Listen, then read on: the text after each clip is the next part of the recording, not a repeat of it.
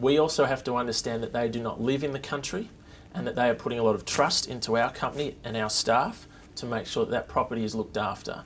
Because of the distance being overseas or even interstate, we manage a lot of properties interstate.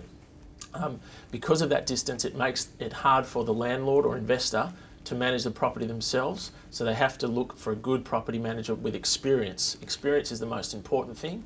Experience in finding the right tenant, experience in maintaining that tenant and the property, running the maintenance plans, but also maintaining that the rent is at the right level it needs to be and that the rent is going up accordingly with the market without being too aggressive to the point where we push the tenant out and we have a lot of turnover within the property. Any investor should budget for between 2 to 4 weeks per annum of vacancy where there may be a turnover.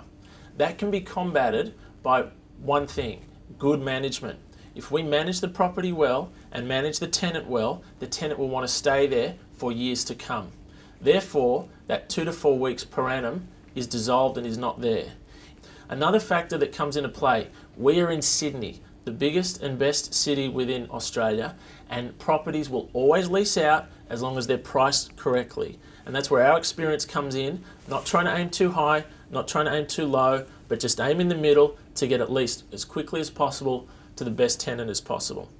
And because of those number of things, you'll usually find that your vacancy level is low.